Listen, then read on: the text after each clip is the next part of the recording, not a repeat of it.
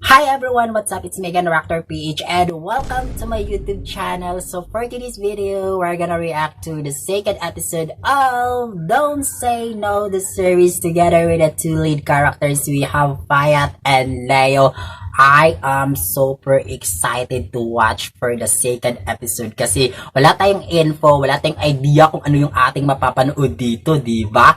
Alam kong excited na rin kayo guys, excited na rin ako kaya sabay-sabay na natin panoorin yung kanilang second episode and later, syempre, magbibigay tayo ng konting komento ukol sa ating napanood for the second episode. Pero bago muna ang lahat, huwag niyo pong kalimutan mag-like, mag-comment, mag-share, subscribe sa aking YouTube channel. Isama niyo na rin pang notification bell para updated kayo or ma-notify kayo sa kong mga reaction video. Thank you so much and let's begin!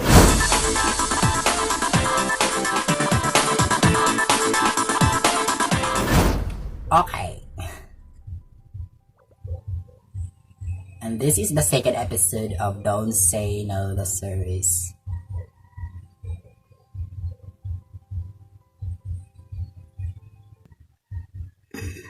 YG, okay. So, ayan nga guys, na napanood natin guys for the second episode of Don't Say No, the series. And now, magbibigay tayo ng konti komento ukol sa ating napanood for this episode. First, yun yung bedroom issue, nakakaloka, no? Parang virus na kumalat, oo. Kalat kaagad, yung mga tao talaga ang hilig ng chismis, di ba? Oo, wala naman silang pakialam, di ba? Kung magkaroon man ng issue or magkaroon man ng problema sa bedroom issue, rather, itong si Fayat and Leo. Kasi syempre, kung magchuchok-tsakan itong dalawa, si Fayat and Leo, hindi naman sila kasama doon. Di ba? It's a private property naman yun. So, halo ka talaga yung mga chismis, no? Yung bedroom issue. Second is yung lalaki kanina kung saan may hawak na cellphone, kung saan pinanood niya si Fayat and Leo. I don't know kung sino yun. Parang kamukha niya yung kapatid ni Leo. Oo. I don't know kung bakit. Hindi ko alam kung, wala akong idea kung sino yun. Pero, for me parang kapatid siya ni Leo. Bakit kaya?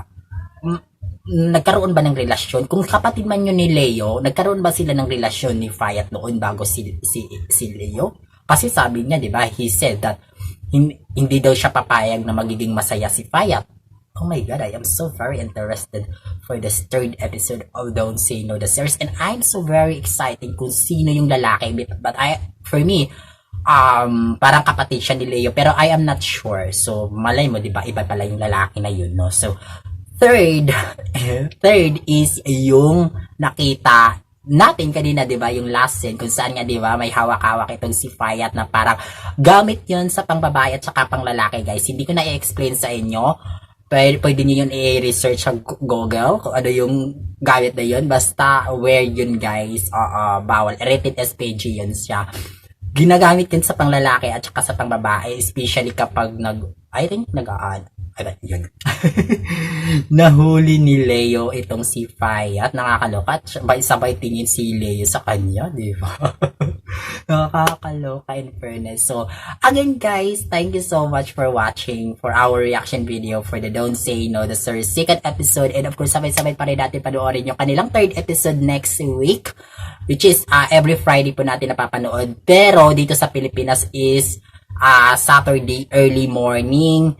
And of course, exclusive pa rin po natin napapanood yan sa Line TV. Thank you so much for watching guys. I hope na nagustuhan nyo to guys. And of course, don't forget to like, comment, share, subscribe sa aking YouTube channel. Isawa nyo na rin po ang notification bell para updated kayo or ma-notify kayo sunod kong mga reaction video. God bless everyone. Keep safe. Thank you so much and bye-bye.